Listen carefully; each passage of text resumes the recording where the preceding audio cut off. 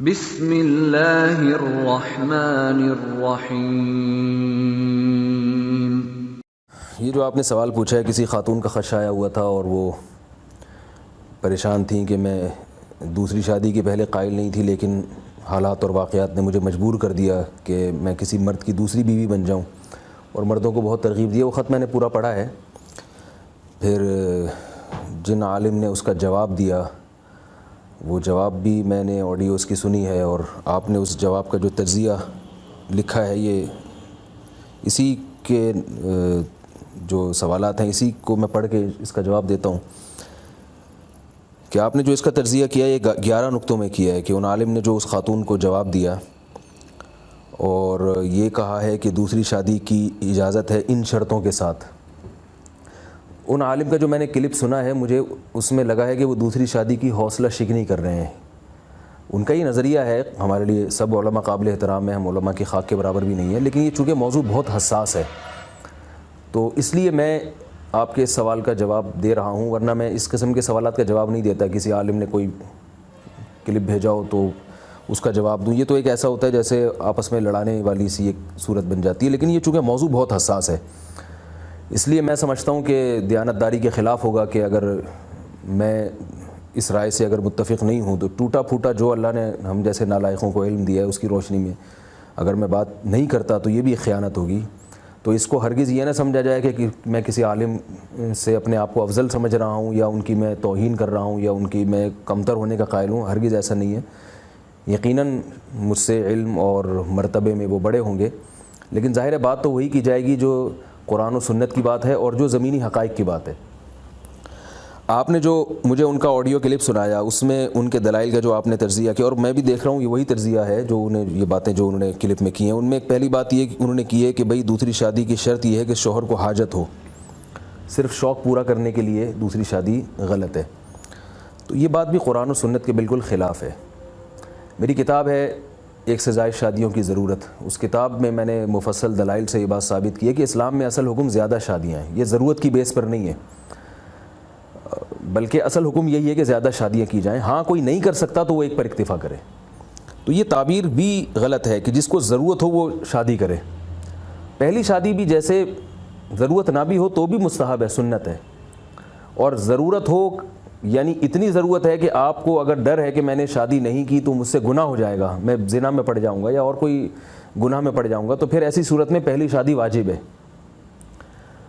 لیکن اگر ایسی آپ کو ضرورت نہیں ہے تو بھی سنت تو ہے، کیونکہ نبی صلی اللہ علیہ وسلم نے نکاح کی ترغیب دی ہے۔ اسی طرح دوسری شادی کی اگر آپ کو ضرورت ہے، اور ضرورت اس حد تک ہے کہ اگر آپ نے دوسری شادی نہیں کی تو آپ کو ڈر ہے کہ میں کسی گناہ میں پڑ جاؤں گا، تو اس ضرورت میں تو دوسری شادی واجب ہے۔ سنت عام حالات میں ہے، جب آپ کو ضرورت نہیں ہے تو سنت ہے کہ آپ 4 بیویاں رکھیں۔ وجہ اس کی ہے کہ آپ کو اگرچہ ضرورت نہیں ہے لیکن قوم کی عورتوں کو ضرورت ہے اس کی۔ معاشرے میں لاکھوں بیوہ عورتیں ہیں، لاکھوں کنواری عورتیں، جیسے کہ اس خاتون کا خط آپ نے مجھے دکھایا، ان کے سر کے بال سفید ہو گئے، یہ تو ایک خاتون کا خط تھا۔ میرے پاس تو صبح شام پتہ نہیں کتنے فون آتے ہیں، اور سب علماء کے پاس آتے ہیں، سب علماء کے پاس خواتین کی درخواستیں آتی ہیں کہ آپ ہماری شادی کے لیے دعا کریں، رشتوں کے لیے دعا کریں۔ اس کا مطلب ہے کہ بہت بڑا المیہ ہے، خواتین کے نکاح نہیں ہو رہے۔ بعض لوگ اس کا حل یہ بتاتے ہیں کہ بھئی جو مرد نکاح نہیں کر رہے ان کو مجبور کیا جائے کہ وہ نکاح کریں۔ کتنے کنوارے ہیں جن کی ایک بھی نہیں ہوئی، تو یہ بات غلط ہے۔ ایک تو مردوں کی تعداد کم ہے، اس پہ الگ دلائل ہیں، میں زیادہ بات کو لمبا نہیں کھینچوں گا۔ مرد کم ہیں، حادثات میں مردوں کی ہلاکتیں زیادہ ہوتی ہیں۔ دوسری بات یہ کہ جب وہ نالائق مرد اپنی ذمہ داری پوری کر کے ایک شادی نہیں کر رہے تو جو لوگ دینی حلقوں سے جڑے ہوئے ہیں ان کی ذمہ داریاں ہیں کہ پھر وہ اس ذمہ داری کو نبھائیں اور وہ 2 شادیاں کر لیں۔ حضرت تھانوی رحمہ اللہ تعالیٰ نے بیان القرآن میں جو ترجمہ کیا ہے اس میں ظن غالب کا لفظ استعمال کیا ہے کہ اگر تمہیں غالب گمان ہو کہ تم عدل نہیں کر سکتے، اندیشہ کی بات نہیں ہے۔ دیکھیں ویسے بھی خوف کسی چیز سے جب ہی پیدا ہوتا ہے جب آپ کو اس کے وجود کا غالب گمان ہو، ورنہ وسوسوں کی حد تک تو ہر چیز کا ہر وقت اندیشہ ہے۔ کیا یہ اس وقت اندیشہ نہیں کہ بم پھٹ سکتا ہے یہاں پہ، لیکن آپ کیا ڈر رہے ہیں بم سے؟ جب آپ کو کسی ثقہ آدمی کی طرف سے خبر پہنچے گی کہ یہاں اللہ نہ کرے بم رکھا ہوا ہے یا کہ یہاں کوئی ایسا حادثہ ہونے والا ہے تو آپ کے دل میں خوف پیدا ہوگا، حالانکہ اس خبر کے جھوٹا ہونے کا بھی امکان ہے، لیکن آپ کو غالب گمان ہوگا بھائی یہ خبر صحیح ہو سکتی ہے۔ تو خوف کا جو لفظ قرآن میں استعمال کیا ہے اس کی جو تفسیر کی گئی ہے وہ یہ کہ اندیشہ یا محض خطرہ یا یہ کہ وہم نہ ہو، بلکہ خوف ایک وجودی چیز ہے۔ تو اس کا ترجمہ جو کیا گیا ہے مفسرین نے، تمہیں اگر غالب گمان ہے کہ تم عدل نہیں کر سکتے احکام اسلام عقل کی نظر میں، اس میں حضرت تھانوی نے، حضرت حکیم الامہ نے یہ بات لکھی ہے کہ عورتوں کی تعداد اکثر و بیشتر مردوں سے زیادہ رہتی ہے۔ تو اب سوال پیدا ہوتا ہے جب مردوں سے زیادہ ہے تو اس کا حل کیا ہے آپ کے پاس؟ ظاہر اس کے علاوہ کوئی حل نہیں ہے کہ آپ ایک مرد کو دوسری شادی پہ مجبور کریں، اور اگر معاشرے کے کچھ مرد ایک بھی نہیں کر رہے تو پھر اس قوم کے ذمہ دار مردوں کی ذمہ داری اور بڑھ جائے گی، یعنی دوسری شادی کی اہمیت اور بڑھ جائے گی، اس لیے کہ بھئی جو کرنے والے تھے ایک، وہ ایک بھی نہیں کر رہے، تو اب عورتوں کا بوجھ زیادہ آ رہا ہے۔ جیسے اس خاتون نے ایک مثال دی ہے کہ ڈوبتے ہوئے آدمی کو نکالنے کے لیے اگر حکومت نے کچھ لوگوں کو سمندر میں اتارا کہ بھئی آپ 4 آدمیوں کو نکالو، اب وہ ایک کو نکال رہے 3 کو نہیں نکال رہا، تو اس کا مطلب کیا ہے؟ وہ اس کو آمادہ کیا جائے گا بھائی تم 2-3 کو نکالو، لیکن اگر وہ ایک کو بھی نہ نکالے تو پھر جو 4 کو نکال رہا ہے اس کی ذمہ داری بڑھے گی کہ وہ 4 کے بجائے 5 کو نکالے، اب وہ 6 کو نکالے، کیونکہ قوم کو مرتا دیکھتے ہم کسی صورت میں نہیں مرتا دیکھ سکتے، تو ذمہ داریاں بڑھتی چلی جائیں گی۔ تو قوم کے اگر باصلاحیت لوگ ایک شادی بھی نہیں کر رہے تو دیندار لوگ اور جو خانقاہوں سے جڑے ہوئے لوگ ہیں ان کی ذمہ داری اور بڑھ گئی ہے کہ پھر وہ نکاح اور کثرت سے کریں تاکہ ان قوم کی عورتوں کو ٹھکانہ ملے اور ان کو باعزت کفالت ملے، یہ بھی نظر کی حفاظت کر سکیں، یہ بھی عفت اور پاک دامنی کے ساتھ زندگی گزار سکیں۔ تو میں پہلی بات جو بیان کرنا چاہتا ہوں کہ یہ تعبیر میں سمجھتا ہوں غلط ہے کہ شوہر کو حاجت ہو تو وہ کرے، ایسا نہیں ہے، حاجت نہ بھی ہو تو بھی کرے، کیونکہ قوم کی عورتوں کو اس بات کی حاجت ہے کہ مرد ان کی کفالت کریں۔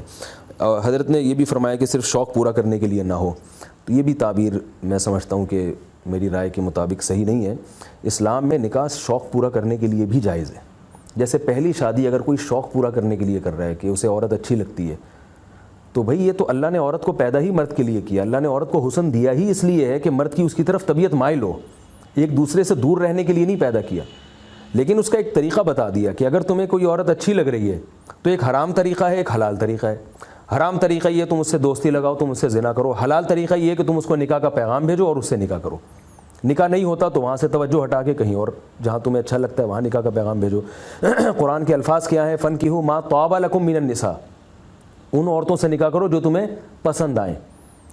تو یہ تعبیر بھی غلط ہے کہ شوق پورا کرنے کے لیے۔ اگر کوئی صرف شوق پورا کرنے کے لیے نکاح کر رہا ہے یا شہوت پوری کرنے کے لیے نکاح کر رہا ہے تو بھی بالکل جائز ہے، شرط یہ ہے کہ وہ صرف شہوت پوری کرنے پر اکتفا نہ کرے بلکہ اس کے حقوق بھی ادا کرے۔ تو جس بات کو زیادہ فوکس کرنا چاہیے وہ یہ نہیں ہے کہ شہوت پوری کرنے کے لیے نکاح کر رہا ہے یا صرف ثواب حاصل کرنے کے لیے کر رہا ہے، اصل چیز یہ ہے کہ حقوق ادا کرنے کا ارادہ ہے یا نہیں ہے، اور حقوق ادا کرنے کی صلاحیت ہے یا نہیں ہے، جس پہ میں آخر میں بات کروں گا انشاءاللہ کہ آج کل مردوں میں یہ صلاحیت ہے یا ختم ہو گئی ہے۔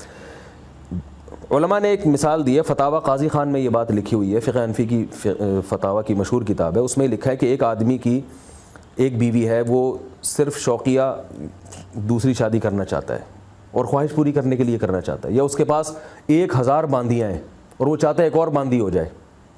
اگر اسے کوئی تانا دیتا ہے، ملامت کرتا ہے کہ تم شہوت پرست ہو، تم کیا کر رہے ہو، تم عیاشی کر رہے ہو، تو فتاوی قاضی خان میں لکھا ہے ایسے تانا دینے والے پر کفر کا خطرہ ہے۔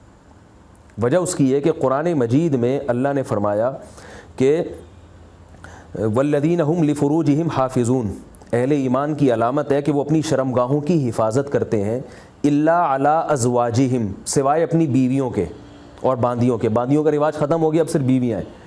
تو فرمایا کہ فمن ابتغى وراء ذلک، جو بیوی کے علاوہ کوئی اور راستہ چاہے گا شہوت پوری کرنے کے لیے، فاولئک هم العادون، یہی لوگ ہیں جو اللہ کی حدود سے تجاوز کرنے والے ہیں۔ اور فرمایا کہ جو بیوی کے ذریعے خواہش پوری کرے گا تو اس کے بارے میں فرمایا فإنهم غیر ملومین، یہ لوگ قابل ملامت نہیں ہیں۔ تو پتہ یہ چلا کہ اگر آپ نکاح کرتے ہیں صرف شہوت پوری کرنے کے لیے، خواہش کے لیے، یا عام زبان میں کہوں گا مزے اڑانے کے لیے آپ نکاح کر رہے ہیں، لیکن کر نکاح رہے ہیں آپ، تو پھر قرآن کیا کہہ رہا ہے؟ نکاح کے ذریعے اپنی شہوت کو پورا کرنے والا انہم غیر ملومین، یہ قابل ملامت نہیں ہے۔ تو فتاوی قاضی خان میں یہ آیت بطور دلیل کے پیش کی گئی ہے کہ قرآن کہہ رہے ہے کہ یہ لوگ قابل ملامت نہیں ہیں، تو اگر آپ اس کو ملامت کریں گے تو اس پر کفر کا خطرہ ہے، الا یہ کہ کوئی اجتہادی خطا کے ذریعے کرے، وہ ایک الگ چیز ہے، لیکن یہ آیت بھی آپ جانتے ہوں، اس کا مفہوم بھی سمجھتے ہوں، پھر آپ اس کو تانا دیں کہ تم مزے اڑانے کے لیے شادی کر رہے ہو، تم برے آدمی ہو، تم عیاش پرست ہو، تو یہ تو قرآن کی آیت کا پھر مطلب کیا بنا؟ قرآن تو صاف لفظوں میں کہا بھی شہوت پوری کرنے کے لیے کوئی نکاح کرتا ہے تو قابل ملامت نہیں ہے. اور عقل بھی کیا کہتی ہے کہ بھئی اللہ نے مرد اور عورت کو ایک دوسرے کی جنسی تسکین کے لیے پیدا کیا ہے. یہ شہوت مرد میں اللہ نے رکھی ہے, عورت میں اللہ نے رکھی ہے. اس کا حل, اصل جو حل ہے وہ محاسبے, مراقبے یا خانقاہ نہیں ہے. وہ جب ہے کہ جب کسی کا نکاح نہ ہو رہا ہو پھر وہ یہ طریقہ اختیار کرے. اصل حل قدرت نے اور فطرت نے اور اسلام نے جو رکھا ہے وہ نکاح رکھا ہے. میں اس کی مثال دیتا ہوں. بھئی بھوک کا سب سے بہترین علاج کیا ہے؟ آپ روٹی کھا لو, روٹی کھا لو. تو اسی طرح مرد میں اللہ نے شہوت رکھی, عورت میں شہوت رکھی, تو اس کا حل کیا ہے کہ نکاح کر دو. چاہے ایک نکاح ہو یا 4 نکاح ہو. مرد کو 4 کی اجازت دی اس لیے کہ اس میں یہ شہوت اللہ نے زیادہ رکھی ہے, عورت کو 1 کی اجازت دی اس لیے کہ اس میں یہ شہوت اللہ نے مرد کی نسبت بہت کم رکھی ہے. تو یہ قدرت کی بنائی ہوئی تقسیم ہے جس کو ہم تبدیل نہیں کر سکتے. دوسرا مسئلہ جو یہ ہے کہ شہوت پرست کی تو چاہت 4 سے بھی نہیں پوری ہو سکتی. یہ بھی بہت سے لوگ یہ تانا دیتے ہیں عام طور پہ کہ شہوت پرست آدمی تو 4 بھی نہیں. وہ ٹھیک ہے, شہوت پرست آدمی کا 4 پہ بھی گزارا نہیں ہوتا, میں مانتا ہوں, لیکن شہوت پرست آدمی کا تو 1 پہ بھی گزارا نہیں ہوتا. کتنے لوگ ہیں ایک بیوی کے بعد بھی زنا کرتے ہیں وہ, تو کیا ان کو یہ کہا جائے گا کہ انہوں نے ایک شادی کر کے بھی غلط کیا؟ ظاہر ہے یہ کہا جائے گا جو حلال کام کیا وہ تو صحیح کیا, جو حرام کیا وہ غلط کیا. مثال کے طور پر ایک آدمی کو 2 روٹیوں کی بھوک لگتی ہے, وہ حلال پیسوں سے 2 روٹیاں خرید کے کھاتا ہے, لیکن اس کی ہوس ختم نہیں ہوتی, وہ 2 روٹیاں چوری بھی کر کے کھاتا ہے. تو اب آپ اس کو یہ تانا نہیں دے سکتے کہ چونکہ تمہاری تو حلال سے خواہش پوری نہیں ہو رہی ہے لہذا تم یہ حلال بھی چھوڑ دو یا خرید کے روٹی کھانا بھی چھوڑ دو, تم تو شہوت پرست ہو. یہ کہا جائے گا بھئی جو حلال پیسوں سے خرید کے کھا رہے ہو وہ حلال ہے, جو 2 ناجائز طریقے سے کھا رہے ہو وہ کیا ہے؟ حرام ہے. اگر آپ اس حرام سے بچنے کے لیے اس کی 2 حلال بھی چھڑوا دیں گے تو یہ 4 حرام کھانا شروع کر دے گا, پھر اور زیادہ برائی میں آگے بڑھ جائے گا. تو اسی طرح اگر ایک آدمی کی خواہش شہوت 4 عورتوں سے بھی پوری نہیں ہوتی ہے تو وہ غلط کر رہا ہے, لیکن اس کا یہ مطلب نہیں ہے کہ 4 عورتیں رکھنا غلط ہو جائے گا یا وہ حلال کام جو کر رہا ہے وہ غلط ہے. یہ اور حقیقت یہ ہے کہ حلال کی طرف اگر آپ جائیں گے تو یہ یقینی پکی ڈھکی بات ہے کہ حرام کی طرف جانے کا عنصر اور خواہش بہرحال کم ہوتی ہے. اگر ایک آدمی 4 شادیاں کر کے بھی زنا کر رہا ہے تو میں کہتا ہوں اگر اس کی 4 بیویاں نہ ہوتی تو اس سے بھی زیادہ زنا کرتا, وہ اس سے بھی زیادہ زنا کرتا. تو 4 بیویوں نے اس کو بڑی برائی سے بہرحال روکا ہی ہے. تو اس لیے یہ بات غلط ہے کہ شہوت پوری کرنے کی نیت سے کوئی کرتا ہے یا نہیں کرتا. اور ایک اہم بات یہ ہے کہ اگر ایک آدمی 4 بیویاں رکھ کے خدا نہ خواستہ پھر بھی برائی میں مبتلا ہے, وہ ایک آدمی 4 شادیاں کر کے برائی میں مبتلا ہے, زنا نہیں چھوٹتا اس سے, تو کم از کم 4 عورتوں کو زنا سے بچا تو لیا نا اس نے. یہ بھی تو ایک معاشرے میں نیکی ہے. ایک آدمی شہوت پرست ہے, وہ برائی پہ برائی کرتا چلا جا رہا ہے, ہم اسے نکاح کا مشورہ دیتے ہیں, یار نکاح کر لو. اب مجھے کوئی آدمی آ کے کہتے ہیں آپ اس کو شادیوں کا مشورہ دے رہے ہو تو شادی کر کے بھی برائی نہیں چھوڑے گا, تو میں اسے کہتا ہوں شادی کر کے اگر برائی نہ بھی چھوڑے تو کمی ضرور ہوگی, اور اگر کمی بھی نہیں ہوتی تو کم از کم معاشرے کی 4 عورتوں کو برائی سے بچا لے گا. جن لڑکیوں کی شادیاں نہیں ہوتی ان کو آپ حالات دیکھیں. اگر آپ کہتے ہیں ان کو ہم تقوی اور للہیت کے ذریعے دین پہ لا سکتے ہیں تو صحابیات سے زیادہ تقوی کسی میں ہو سکتا ہے؟ حضرت عمر رضی اللہ تعالیٰ عنہ کے دور میں حضرت عمر گشت کر رہے ہیں گلیوں میں, ایک صحابیہ کی آواز آئی شعر و شاعری کی.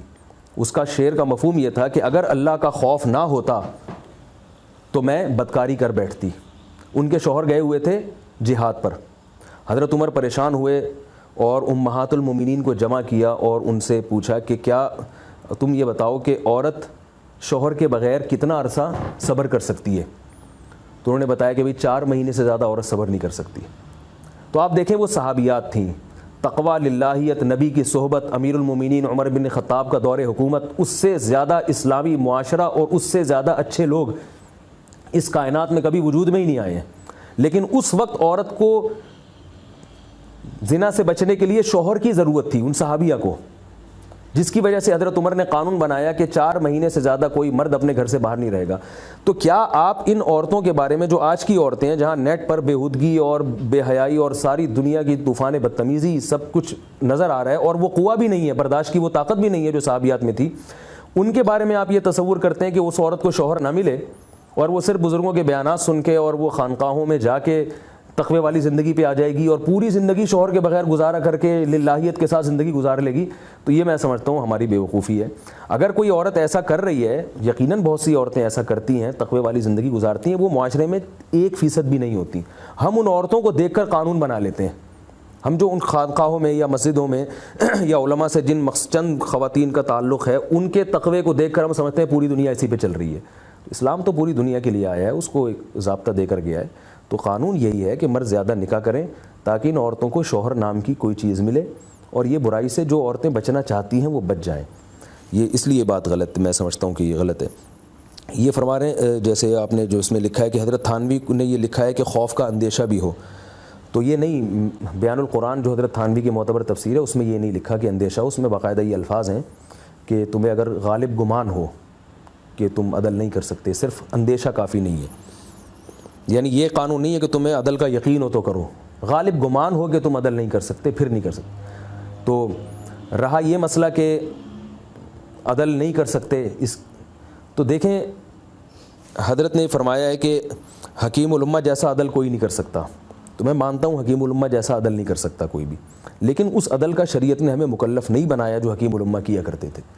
عدل کی تفسیر جو ہم فقہ کی کتابوں میں دیکھتے ہیں وہ کیا ہے کہ جتنی راتیں ایک بیوی کے ساتھ گزاری اتنی ہی راتیں دوسری بیوی کے ساتھ گزارے. تو یہ کیوں نہیں کر سکتا انسان؟ ایک چیز ہمارے ذہن میں بیٹھ گئی ہے کہ نہیں ہو سکتا, اور اس نہ ہو سکنے کی وجہ سے ہم ذمہ داریوں سے دور بھاگ رہے ہیں. یہ تو جان چھڑانے والی بات ہو گئی نا. میں یہ کہتا ہوں کہ جیسے یہ فیصلہ کرنا کہ میں عدل کر سکتا ہوں یا نہیں کر سکتا, یہ اس میں حضرت فرما رہے ہیں کہ شیخ سے پوچھو, تو اس میں بھی شیخ سے پوچھنا چاہیے کہ میں عدل نہیں کر سکتا. وہ بتائے گا کہ آپ کر سکتے ہو, آپ ذمہ داریوں سے بھاگنے کے لیے بول رہے ہو کہ میں عدل نہیں کر سکتا. آج جو لوگ دوسری شادی سے دور بھاگتے ہیں وہ اس لیے کہ وہ ذمہ داریوں سے دور بھاگنا چاہتے ہیں. لہذا ہر آدمی کی زبان پہ میں عدل نہیں کر سکتا, میں ان سے پوچھتا ہوں کہ آپ کو اگر علاقے کے کونسلر کے لیے کھڑا کیا جائے تو آپ جناب فوراً اپنا نام پیش کر دو گے. تو کیا حاکم بننے کے لیے عدل کی صلاحیت کا ہونا ضروری نہیں ہے؟ حدیث میں آتا ہے اولاد میں برابری بھی ضروری ہے. اگر آپ یہ کہیں کہ میں بچے ہی نہیں پیدا کروں گا کہ کسی اولاد کے ساتھ ظلم نہ ہو جائے, تو یہ تو نہیں, حدیث میں تو آتا ہے اولاد کی کثرت کی ترغیب ہے. تو قرآن میں ان لوگوں کو خطاب ہے جو واقعتاً عدل کی ان میں صلاحیت نہیں ہے, اور ایسے لوگ معاشرے میں بہت تھوڑے ہوتے ہیں. یہ ایک فرض کر لیا گیا کہ صلاحیت نہیں ہے, کیونکہ عدل کی جو تفسیر فقہا نے بیان کی ہے, ایک رات ایک زوجہ کے ساتھ, دوسری رات دوسری زوجہ کے ساتھ, جس اسٹینڈرڈ کا نفقہ اس کو دے رہے ہو اسی اسٹینڈرڈ کا اس کو بھی دو. اور اس کے بارے میں بھی قرآن نے ایک آسانی دی ہے کہ وَلَن تَسْتَطِيعُوا أَن تَعْدِلُوا بَيْنَ النِّسَاءِ, تم ہرگز اس کی طاقت نہیں رکھتے کہ 100% عدل کرو بیویوں کے درمیان. فَلَا تَمِيلُوا كُلَّ الْمَيْلِ, لہذا ہم تمہیں اتنا حکم دیتے ہیں کہ بالکل ایک کی طرف ایسے مائل نہ ہو جاؤ کہ دوسری کو لٹکا کے چھوڑ دو. قرآن نے عدل کے معاملے میں بھی آسانی پیدا کی ہے تاکہ لوگ عدل کے خوف سے ایسا ہی نہ ہو کہ دوسری شادی کا دروازہ ہی بند ہو جائے. تو قرآن کہہ رہا ہے کہ تم 100% عدل نہیں کر سکتے, لہذا ہم تم سے 100% عدل نہیں چاہتے. ہم یہ چاہتے ہیں کہ اتنا زیادہ ڈس بیلنس نہ ہو جائے کہ ایک زوجہ کو لٹکا کے چھوڑ دو. کوشش کرتے رہو برابری کی, تھوڑی بہت کمی کوتاہی ہوئی تو اللہ تعالیٰ اس کو معاف کرنے والے ہیں. یہ تو قرآن نے اپریشیٹ کی ہے اس میں. تو جس چیز کی قرآن حوصلہ افزائی کر رہے ہیں ہم اس کو کیوں بنیاد بنا کے بالکل اس کا دروازہ ہی ختم کر دیں. کہ یہ کہنا کہ عدل کی صلاحیت ختم ہو گئی ہے, یہ اس لیے بھی غلط ہے کہ یہ اللہ پہ گویا ایک قسم کا الزام ہے کہ اللہ تعالیٰ عورتیں تو کثرت سے پیدا کر رہا ہے, اور ان کی کفالت کے لیے جو مرد پیدا کر رہا ہے ان مردوں میں ان عورتوں کی کفالت کی صلاحیت اللہ نے ختم کر دی ہے. قرآن تو کہہ رہا ہے کہ ایسا نہیں ہوتا. انا کل شیء خلقناہ بقدر, ہم نے ہر چیز کو ایک تناسب سے اندازے سے پیدا کیا. تو یہ بات غلط ہے کہ مردوں میں عدل کی طاقت نہیں ہے. حقیقت یہ کہ طاقت ہے مگر عدل کرتے نہیں ہیں. طاقت ہے, صلاحیت ہے, مگر چونکہ تقویٰ نہیں ہے اس لیے عدل کرتے نہیں ہیں. تو عدل نہ کرنے کا حل یہ نہیں ہے کہ ان کو شادی سے روکا جائے, اس کا حل یہ ہے کہ ان کو عدل کرنے کی ترغیب دی جائے. جیسے بدنظری سے بچنے کی لوگوں میں صلاحیت ہے مگر بدنظری سے بچتے نہیں ہیں, تو اب اس کا حل کیا ہے؟ یہ تھوڑی کہ آنکھیں پھوڑ دی جائیں. یہ حل ہے کہ ان کو بدنظری سے بچنے کی تلقین کی جائے, جیسے کہ خانقاہوں میں کی جاتی ہے, علماء کرتے ہیں. لہذا جن کی سمجھ میں بات آتی ہے وہ بدنظری سے بچنے پر تیار ہو جاتے ہیں. اور اس معاشرے میں جہاں بظاہر بڑا مشکل ہے نظر کی حفاظت کرنا, مگر وہ یہ قربانی دیتے ہیں. اسی طرح اس معاشرے میں عورت کے لیے شرعی پردہ کرنا ناممکن نہیں ہے. عورتوں میں شرعی پردے کی صلاحیت ہے مگر تقوی کی قلت کی وجہ سے وہ اس عمل کو بہت مشکل سمجھتی ہے. اب اس مشکل کا حل یہ نہیں ہے کہ ہم کمپرومائز کر لیں, بلکہ حل کیا ہے کہ ہم ان کو اس عمل پر اکساتے ہیں کہ بھئی مشکل تمہیں لگ رہا ہے, تھوڑا تقوی پیدا کرو, اللہ کا خوف پیدا کرو, تو یہ مشکل اللہ تمہارے لیے آسان کر دے گا. تو جب کسی چیز کی معاشرے میں ضرورت ہوتی ہے تو اس چیز کو اپریشیٹ کیا جاتا ہے, اس کو معاشرے میں رائج کرنے کی کوشش کی جاتی ہے, اور اس میں جو رکاوٹیں آتی ہیں ان رکاوٹوں کو دور کرنے کی کوشش کی جاتی ہے.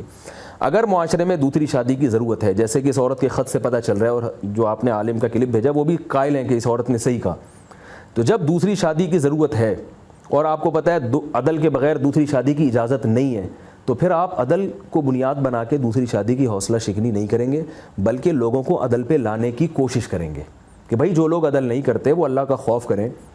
نبی صلی اللہ علیہ وسلم کی وعید ہے کہ جو 2 بیویوں میں عدل نہیں کرتا اس کا ایک آدھا دھڑ فالج زدہ ہوگا۔ تو جب اس موضوع پر مسجدوں سے بیان ہی نہیں ہوں گے، خانقاہوں سے بیان ہی نہیں ہوں گے، تو کون عدل کرے گا؟ اس میں ہمیشہ مخالفت ہی ہوتی ہے۔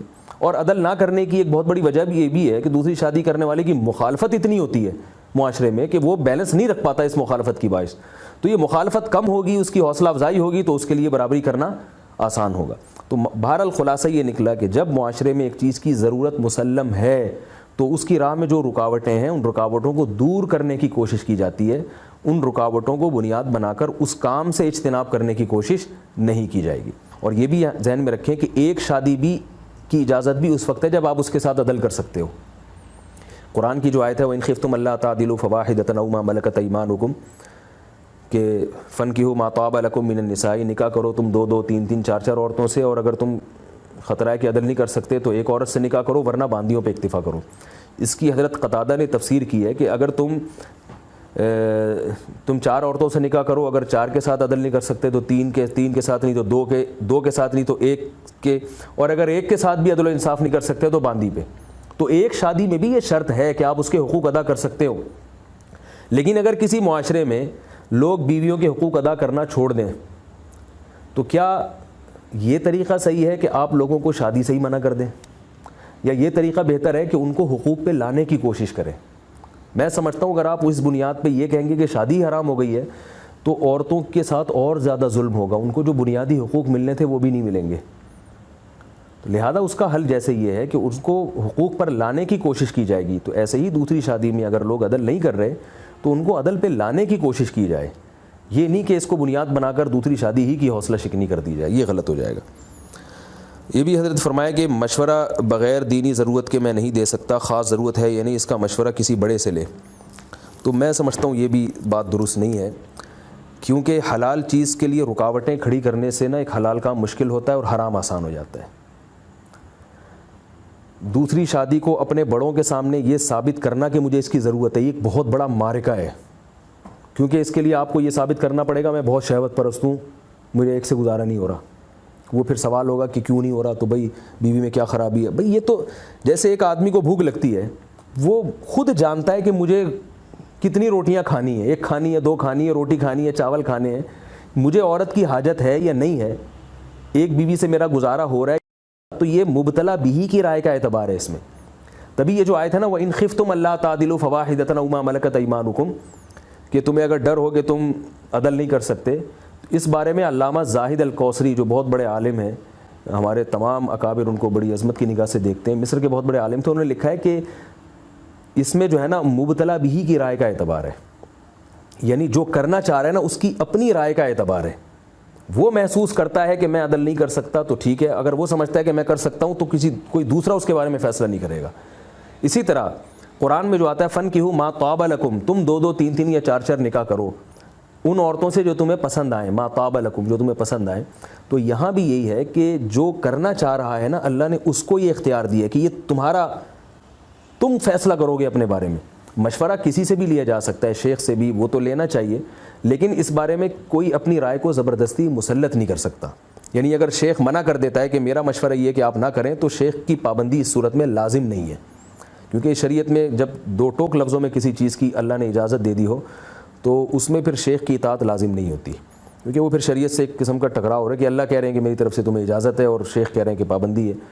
تو ہاں اگر مشورے کی حد تک شیخ منع کر رہے ہیں کہ بھئی تمہارے اندر صلاحیت نہیں ہے، تو مشورہ تو کوئی بھی دے سکتا ہے، تو شیخ بھی دے سکتے ہیں مشورہ، لیکن وہ یہ ساری چیزیں جانتے ہوں، معاشرے کی ضرورت جانتے ہوں۔ تو اور میں نے بتایا کہ یہ جو بات ہی شروع سے غلط ہے کہ شیخ سے یہ ثابت کرے کہ مجھے ضرورت ہے، شیخ کے سامنے پھر شیخ فیصلہ کریں گے، ضرورت پر بنیاد ہی نہیں ہے۔ ضرورت نہیں بھی ہو تو آپ کر سکتے ہیں، اس لیے کہ معاشرے کو ضرورت ہے، خواتین کو ضرورت ہے، اور ہمیشہ سے رہی ہے۔ تبھی صحابہ تو اس کا اتنا خیال کیا کرتے تھے ان چیزوں میں جو چیزیں حلال ہیں۔ حضرت مغیرہ ابن شعبہ رضی اللہ تعالیٰ، بل حضرت حذیفہ ابن یمان نے ایک عیسائی عورت سے نکاح کیا، ان کو پیغام بھیجا، حضرت عمر نے کہا تم نے اس کو طلاق دے دو، تو حضرت حذیفہ ابن یمان نے کہا کہ اگر حرام ہے تو میں طلاق دوں گا, حرام نہیں ہے تو آپ مجھ پہ پابندی نہیں لگا سکتے اس پہ, تو حلال ہے, اللہ نے حلال قرار دیا ہے. تو اب دیکھیں امیر المومنین کا مقام اور مرتبہ یقیناً شیخ سے زیادہ ہوتا ہے, اور حضرت حذیفہ نے نہیں دی طلاق ان کو, بعد میں اپنی مرضی سے دے دی. پھر لوگوں نے کہا اس وقت دی نہیں, اپنی مرضی سے دے رہے ہیں, اور فرمایا اگر اس وقت دیتا تو لوگ سمجھتے کہ امیر المومنین کی اطاعت میں دے رہے ہیں. تو جب وہ اتنا زیادہ قرآن پر حریص تھے کہ ایک چیز قرآن میں جب منصوص ہے, بالکل دو ٹوک لفظوں میں ہے, تو اس میں امیر المومنین جو حاکم کی اجازت ضروری نہیں ہے, جبکہ اللہ نے امیر کی اطاعت کا تو قرآن میں حکم دیا ہے. تو اس لیے دوسری شادی میں شیخ کی اجازت کا یا اپنے بڑوں کی اجازت کا یا والدین کی اجازت کا یہ ضروری نہیں ہے. اگر یہ آپ شیخ تو چلیں خیر خواہی کا فیصلہ کرے گا, لیکن والدین کیا کرتے ہیں کہ وہ اپنے مفاد دیکھتے ہیں. میں ایسے والدین کو جانتا ہوں, اپنی بیٹی طلاق یافتہ ہے, اس کو دوسری شادی پہ دے دیا, لیکن جناب جب بیٹا دوسری شادی کرنے پر آ رہا ہے کسی طلاق یافتہ سے, تو اس سے منع کر رہے ہیں وہ والدین. تو اس دنیا میں ہر آدمی اپنے مفاد کے بارے میں سوچتا ہے, تو اللہ نے سب کے مفاد کو سامنے رکھ کر قانون بنایا اور مرد کو کھلے عام اس کی اجازت دی ہے. یہ بھی فرمایا کہ صحابہ کے قوا بہت مضبوط تھے اور ان کو ذہنی فراغت بہت تھی. یہ تو شاید میں سمجھتا ہوں کہ حضرت کی رائے ہے, لیکن ہم سمجھتے ہیں کہ ذہنی فراغت تو صحابہ کو نہیں تھی. وہ تو اتنے زیادہ مصروف تھے, اس وقت اسلام کمزور تھا, دنیا میں غالب کرنا تھا اسلام کو, تو وہ تو جہاد میں بھی مصروف تھے اور پتہ نہیں کن کن باتوں میں مصروف تھے. اور جہاد اور علم, بلکہ جہاد اور غربت, یہ دو چیزیں ایسی ہیں جو انسان کو ایک شادی بھی نہیں کرنے دیتی, کیونکہ جہاد میں انسان سفر میں رہتا ہے, ہر وقت ڈر رہتا ہے میں کبھی بھی شہید ہو جاؤں گا. تو دوسری شادی سے روکنے والی دو بنیادی رکاوٹیں, ایک جہاد اور ایک غربت, یہ دونوں صحابہ میں علی وجہ الکمال موجود تھیں. کوئی آدمی مسلسل سفر میں رہتا اور اس کو ڈر ہو کہ میں کبھی بھی قتل ہو سکتا ہوں, تو وہ تو ایک نہیں کرتا کہ یار میری بیوی بیوہ ہو جائے گی. صحابہ تو 24 گھنٹے ان کی زندگیاں جہادوں میں گزری ہیں, اور غربت بے انتہا, کھانے کو کئی کئی دنوں تک روٹی نہیں ملتی تھی. لیکن ان دو رکاوٹوں کے باوجود وہ کثرت سے نکاح کر رہے ہیں, جبکہ آج ہمارے ہاں یہ دونوں رکاوٹیں موجود نہیں ہیں. لوگ بیٹھے رہتے ہیں, پڑے رہتے ہیں, اور پیسہ بھی ماشاءاللہ بہت ہے کھانے کو. جب دوسری شادی کی بات آتی ہے تو کہتے ہیں غریب ہوں, لیکن صبح ناشتہ دیکھو تو ناشتے میں آپ کو انڈے بھی نظر آئیں گے, پراٹھے بھی نظر آئیں گے, مکھن بھی نظر آئے گا, ڈبل روٹی بھی نظر آئے گی, چائے بھی نظر آئے گی, دودھ بھی نظر آئے گا, اوولٹین بھی نظر آئے گا, ساری دنیا کی ساری چیزیں ہیں. پھر لنچ بھی ہو رہا ہے, پھر ڈنر بھی ہو رہا ہے, ڈنر میں آج یہ پک رہا ہے, کل وہ پک رہا ہے. اور کمال کی بات یہ کہ ایسے لوگ خانقاہ میں 100 آدمیوں کو کھانا کھلا رہے ہیں اپنے خرچے پہ, لیکن ایک عورت کو باعزت بیوی بنا کے لا کے رکھنے کی جب بات ہوتی ہے تو کہتے ہیں ہمارے اندر صلاحیت نہیں ہے, غریب ہیں, یا ہم خرچے کیسے اٹھائیں گے. تو میں سمجھتا ہوں کہ یہ ایک لاشعوری طور پر ہمارے دماغوں میں شاید یہ چیز آ گئی ہے جس کا حقائق سے کوئی تعلق نہیں ہے. تو صحابہ میں یہ دونوں چیزیں تھیں. رہا یہ کہ صحابہ کے قوا مضبوط تھے اس لیے وہ دو کرتے تھے. دیکھیں صحابہ کی قوتیں دونوں لحاظ سے مضبوط تھی, اگر وہ ایک بھی نہ کرتے پھر بھی صبر کر سکتے تھے, وہ اتنے طاقتور تھے. آج اس لحاظ سے تو ٹھیک ہے ویسی جنسی قوتیں نہیں ہیں جیسی صحابہ میں تھیں, لیکن ویسا صبر بھی نہیں ہے. صحابہ کو بھوک زیادہ لگتی تھی مگر کئی کئی دن فاقہ کر سکتے تھے. آج بھوک تھوڑی لگتی ہے مگر فاقہ ایک وقت کبھی نہیں ہوتا. آج اگر نوجوان پر آپ حلال پہ پابندیاں لگائیں گے تو وہ زنا کی طرف جائے گا, کیونکہ اس میں صحابہ جیسا تقوی اور صحابہ جیسی قوت نہیں ہے کہ وہ اپنے آپ کو روک لے برائی سے. تو اس پہلو کو بھی دیکھنا چاہیے. دوسری بات یہ کہ جیسے اس زمانے کے مرد مضبوط تھے عورتیں بھی مضبوط تھیں. اس زمانے کے مرد اگر کمزور ہیں تو عورتیں بھی تو اسی حساب سے کمزور ہیں. تو اللہ نے ہر زمانے کے حساب سے اسی زمانے کے لوگوں کو پیدا کیا ہے. آج ہم اس زمانے کی عورتوں سے شادیوں کا حکم نہیں دے رہے آپ کو جو اتنی طاقتور تھیں, آج ہم اسی کمزور عورتوں سے آپ کو نکاح کا حکم دے رہے ہیں تو جو آپ کے زمانے کے لحاظ سے. تو یہ بات بھی غلط ہے, کیونکہ صحابہ کرام میں برداشت کی قوت تھی, وہ نکاح کے بغیر بھی صبر کر سکتے تھے. اور آج ہمارے ہاں نوجوان نکاح کے بغیر نہ مرد صبر کر سکتا ہے نہ عورت صبر کر سکتی ہے, اگر کرتے بھی ہیں تو بہت مشکل ہے. تو لہذا مردوں کے حق میں بھی یہی بہتر ہے کہ وہ زنا سے بچنے کے لیے ان کے لیے نکاح کے راستے کو آسان کیا جائے. اور اتنی عورتیں جو گھروں میں بیٹھی بوڑھی ہو رہی ہیں ان کو بھی زنا سے بچانے کے لیے, کیونکہ ان میں بھی وہ قوت نہیں ہے برائی سے بچنے کی جو صحابیات میں تھی. میں نے بھی صحابیہ کا واقعہ سنا ہے نا, وہ بیچاری 4 مہینے شوہر دور ہے تو وہ اس پہ شعر و شاعری کر رہی ہے کہ میں اللہ کا خوف نہ ہوتا تو میں گناہ میں پڑ جاتی. تو آج عورتیں کیسے بچیں گی؟ تو ان کا بھی یہی حل ہے کہ ان کو کسی ایسے مرد کے حوالے کر دیا جائے جس کی پہلے سے بیوی موجود ہو, تاکہ اس کو حلال جنسی تسکین بھی ملے اور اس کے اولاد ہو اور اس کا بھی گھر آباد ہو. یہ ایک سوال کیا جاتا ہے, جیسے آپ نے حضرت کے بیان سے بھی یہ چیز نکالی ہے کہ آج تو ایک عورت کا رکھنا مشکل ہے, زیادہ عورتیں کیسے رکھے گا؟ دیکھیں آج صرف ایک عورت کا رکھنا مشکل نہیں, آج بہت سارے کام بہت مشکل ہیں. آج جو ہے جھوٹ سے بچنا بڑا مشکل ہے, رشوت سے بچنا بڑا مشکل ہے. آج نظر کی حفاظت بہت مشکل ہے, آج زنا سے بچنا بہت مشکل ہے, لیکن بچنا ضروری ہے, لہذا پھر بھی بچنے کی کوشش بھی کی جائے گی اور بچنے کی ترغیب پر بیان بھی دیے جائیں گے. رشوت سے بچنا ضروری ہے, لہذا مشکل ہونے کی وجہ سے یہ نہیں کہا جائے گا کہ رشوت لینا حلال ہو گیا, بلکہ اس کا حوصلہ پیدا کرنے کی کوشش کی جائے گی. اور نظر کی حفاظت بہت مشکل ہو گئی ہے کیونکہ ہر جگہ بد نظری ہے, تو اس کا حل یہ نہیں ہے کہ نظر کی بد نظری کی اجازت دے دی جائے گی, کیونکہ نظر کی حفاظت تو کرنی ہے. تو ایسے ہی اگر 2 بیویاں رکھنا مشکل ہے مگر بہرحال ضروری بہت ہے, کیونکہ اس کا یہ مطلب نہیں ہے کہ آپ عورتوں کو بغیر نکاح کی زندگی گزارنے پر مجبور کر دیں. مشکل کام ہے, اس کو آسان کرنے کی کوشش کی جائے گی اور اس مشکل کے ارتکاب کی لوگوں کو ترغیب دی جائے گی, بھئی یہ مشکل اپنے گلے ڈالو. اس کی مثال ایسے جیسے حضرت نے خود فرمایا کہ آج ایک عورت کو رکھنا مشکل ہے, تو کیا اس کا حل یہ ہے کہ ایک عورت کو بھی چھوڑ دیا جائے یا ایک شادی بھی نہ کی جائے؟ ظاہر اس سے اور زیادہ فساد پیدا ہوگا. اور میں یہ بتاتا ہوں کہ آج ایک عورت کو رکھنا اس لیے مشکل ہے کہ ہمارے معاشرے میں 4 شادیوں کا رواج نہیں ہے. اگر معاشرے میں 4 شادیوں کا رواج ہوتا تو عورت کو رکھنا آسان ہوتا. اگر بالفرض کو طلاق ہوتی تو طلاق کے بعد وہ نتائج نہ نکلتے. میں ابھی سعودی عرب سے آیا ہوں, وہاں طلاق کا ریشو بہت زیادہ ہے, لیکن عورتیں طلاق لینے میں پہل کرتی ہیں. کیوں؟ اس لیے کہ عورت کو طلاق کے بعد وہ نقصان نہیں ہوتا جو ہمارے معاشرے میں عورت کو طلاق کے بعد نقصان ہوتا ہے. کیونکہ ہر مرد نے 2-3 بیویاں جب رکھی ہوئی ہوں گی تو جس عورت کو طلاق ہوتی ہے اس کی فوراً شادی ہو جاتی ہے کہیں اور. ہمارے ہاں طلاق کا ریشو اگرچہ کم ہے, مگر طلاق کے بعد جو عورت جس عذاب سے گزرتی ہے وہ ناقابل بیان ہے. یہ وہی جانتی ہے جو جس پہ گزر رہی ہے. جو طلاق کے بعد میرے پاس فون آتے ہیں خواتین کی, کیسی نفسیاتی گولیاں کھانا شروع کر دیتی ہیں, ڈپریشن کی مریض بن جاتی ہیں, پھر جن بھوت چڑیلوں کے دھندے شروع ہو جاتے ہیں, پتہ نہیں کیا کیا اسے عامل لوگ اس سے ناجائز فائدہ اٹھاتے ہیں ان کی بیماری سے. تو اگر 4 شادیوں کے بعد کسی مرد کے لیے عورت کو رکھنا ممکن نہیں بھی ہوگا, زیادہ زیادہ طلاق ہو جائے گی نا. لیکن طلاق کے بعد مثال کے طور پر ایک خانقاہ میں 2 مرید ہیں, ایک مرید نے 3 بیویاں رکھی ہوئی ہیں, اس سے نہیں سنبھلی, اس نے ایک کو چھوڑ دیا, دوسرے کا بھی تو 2 شادیوں کا پروگرام بن چکا ہے نا, وہ کر لے گا, اس سے وہ تو رکھ لے گا, اس کو وہ بھی چھوڑے گا تو کوئی تیسرا تو رکھ لے گا نا. جہاں اسلام میں نکاح ہے وہاں یہ بھی تو ہے, طلاق بھی تو ہے اسلام میں, کہ اگر حدود اللہ پر نہیں رہ سکتے تو آسانی سے الگ ہو جاؤ. قرآن کے الفاظ ہیں فَإِمْسَاكُمْ بِمَعْرُوفٍ أَوْ تَسْرِيحٌ بِإِحْسَانٍ, محبت سے رہو, نہیں رہ سکتے تو محبت سے جدا ہو جاؤ. قرآن بعض صورتوں میں طلاق کی آپ کو ترغیب دیتا ہے. اچھا کام نہیں ہے طلاق دینا, پسندیدہ کام نہیں ہے, لیکن خود قرآن کہہ رہا ہے کہ اگر نہ تمہارے لیے رہنا ممکن نہیں ہے, نہیں مزاج ملتے, تو ایک دوسرے کا سر پھوڑنے کے بجائے بہتر ہے محبت سے علیحدگی اختیار کر لو.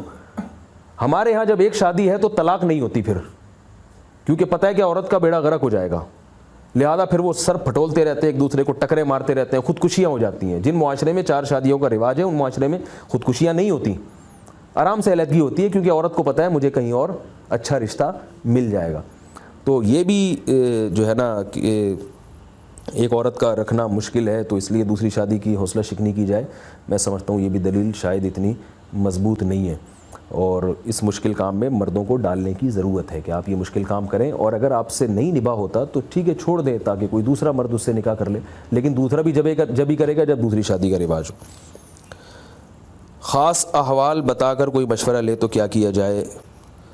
تو کہا جائے گا کہ ٹھیک ہے, اس کا میں نے تفصیل سے بات کر دی. ایک کے ساتھ جو حالات آج کل لوگوں کے پیش آ رہے ہیں وہ اسی کے حقوق ادا نہیں کرتے تو دوسری جہاں سے کریں گے, اس کا بھی میں نے جواب دے دیا کہ ایک کے ساتھ اگر حقوق ادا نہیں کر رہے تو ان کو حقوق ادا کرنے کا مشورہ دیا جائے. دوسری بات یہ کہ یہ بات یک طرفہ تو نہیں ہے نا, جیسے بہت سارے مرد بیوی کے حقوق نہیں ادا کرتے تو بہت ساری عورتیں بھی تو شوہر کے حقوق نہیں ادا کرتی. میرے پاس ایسے لوگ آتے ہیں کہ بیویاں قریب ہی نہیں آنے دیتی, تمیز سے بات ہی نہیں کرتی. تو ایسے لوگوں کے ساتھ ایسا ہوتا ہے کہ دوسری شادی کرتے ہیں تو بہت حد تک پہلی بیوی سدھر جاتی ہے. جہاں دوسری شادی میں بہت سارے منفی اثرات سامنے آتے ہیں تو بہت سارے مثبت اثرات بھی سامنے آتے ہیں. اولاد کا ریشو بڑھتا ہے, کثرت اولاد ہے. تو خلاصہ یہ نکلا کہ جب ایک چیز کی ضرورت ہے معاشرے میں, عورتوں کے لیے نکاح کا دروازہ بند ہو چکا ہے, ان کا حل یہی ہے کہ دوسری کی جائے. تو اس کے خلاف جتنی تقریریں کی جائیں غلط ہیں, بلکہ ایک کام کی ضرورت جب مسلط ہے وہ کام تو بہرحال کیا جائے گا. اب اس کام میں جو رکاوٹیں آ رہی ہیں تو وہ میری بھی ذمہ داری ہے میں ان رکاوٹوں کو دور کرنے کی کوشش کروں, اور دوسرے حضرات کی بھی. میرے پاس ایک شخص آئے, وہ کہنے لگا کہ دوسری شادی میں یہ ہوتا ہے تو یہ ہوتا ہے تو فلانا ہوتا ہے تو ڈمکانا ہوتا ہے. میں نے کہا اچھا ماشاء اللہ اپنی بڑی نالج ہے آپ کے پاس, بہت کچھ ہوتا ہے, تو مجھے بتائیں اتنی ساری عورتیں ہیں جو بوڑھی ہو رہی ہیں, ان کا علاج کیا ہے؟ ان کو میں نے دلائل سے قائل کیا. انہوں نے کہا علاج تو یہی ہے کہ ایک مرد کی 2 بیویاں ہوں, مرد اس پہ آ جائے. تو میں نے کہا جب علاج اس کے علاوہ کوئی ہے نہیں تو اب جو رکاوٹیں آپ بیان کر رہے ہیں تو آئیے بیٹھ کے اس پہ غور کرتے ہیں کہ ان رکاوٹوں کا ہم کیا حل تلاش کریں. اس کی مثال ہے جیسے ایک مریض ہے, بائی پاس بتائے ڈاکٹروں نے اس کے بارے میں کہ بھائی اس کا بائی پاس ہوگا اور بائی پاس کے بغیر یہ ٹھیک نہیں ہو سکتا ورنہ کل اسے دوبارہ اٹیک ہوگا, یہ مر جائے گا. اب ڈاکٹر کہہ رہے ہیں بائی پاس کے علاوہ تو کوئی حل ہے ہی نہیں ورنہ یہ لازمی مر جائے گا 24 گھنٹے میں. لیکن مسئلہ یہ کہ اس کو شوگر بھی ہے, شوگر کی حالت میں آپریشن نہیں کر سکتے, اس کا بی پی بھی ہائی ہوا ہے, بلڈ پریشر بھی ہائی ہوتا ہے تو آپریشن نہیں ہو سکتا, اور اس کے پاس علاج کے پیسے بھی نہیں ہیں, تو کیسے ہوگا یہ سارے خرچے. تو کیا ہوگا, عقل یہ نہیں کہے گا کہ ٹھیک ہے کل مرنے دو اس کو, بلکہ کہے گا ڈاکٹر صاحب شوگر اگر ہائی ہے تو اس کو کسی لیول کو کم بھی تو کیا جا سکتا ہے نا, کوئی ایسی دوا ہے. اگر بی پی اس کا ہائی ہے تو بی پی کو لو بھی تو کیا جا سکتا ہے. اگر علاج کا خرچہ نہیں ہے تو کہیں زکوٰۃ صدقات کے پیسے بھی تو لیے جا سکتے ہیں. تو یقیناً ڈاکٹر کہے گا بھائی اگر ان 3 چیزوں کا انتظام کر لیتے ہو تو میں آپریشن کروں گا.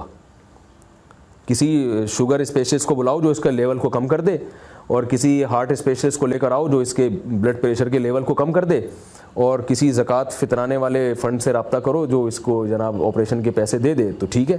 تو آپ کیا کریں گے, آپ اس کو قبرستان میں اس کی قبر کھودنا شروع کر دیں گے, یا آپ یہ کریں گے بھائی فوراً ان رکاوٹوں کو دور کرنے کی کوشش کی جائے.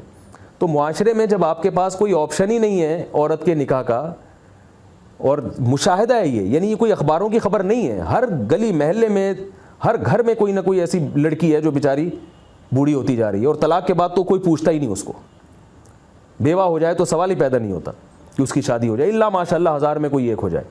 تو جب حل ہی نہیں ہے آپ کے پاس, تو پھر اگر عدل نہیں بھی ہو سکتا اور یہ بھی نہیں ہو سکتا اور وہ بھی نہیں ہو سکتا, تو آئیے بیٹھ کے ہم سب اس کا حل کرتے ہیں. بھائی اس کو کیسے ان رکاوٹوں کو دور کیا جائے, معاشرے میں نوجوانوں کو کیسے عدل پہ لایا جائے, اور معاشرے میں نوجوانوں کو کیسے ان کے قوا کو مضبوط کیا جائے کہ وہ 4 بیویاں پالنے کا ان میں حوصلہ پیدا ہو. تو اس پر ہمیں غور کرنا چاہیے مل بیٹھ کے, نہ یہ کہ ہم اس بنیاد پر نکاح کا دروازہ ہی بند کر دیں. آپ نے جو عالم کا کلپ بھیجا اور اس پہ میں نے تبصرہ کیا, تو ہرگز میں اپنی بات کو دوبارہ دہرا رہا ہوں, کسی عالم کی توہین تنقیص ہرگز مقصد نہیں ہے. اور اس سے یہ بھی لازم نہیں آتا کہ کسی ایک عالم کی ایک بات کا غلط ہونا ثابت ہو جائے تو آپ اس کی ساری باتوں کو غلط سمجھیں. میں کچھ باتیں کر دیتا ہوں بیان میں تو لوگ مجھے بتاتے ہیں کہ آپ کی یہ بات غلط ہے, تو اب اس کا یہ مطلب تو نہیں کہ میری ساری باتیں غلط ہو جائیں گی. تو یہ تو سب اکابر میں بڑے بڑے بزرگوں میں یہ بات رہی ہے کہ وہ بعض دفعہ کوئی ایسی بات کرتے تھے جو دلائل کی دنیا میں قوی نہیں ہوتی تھی.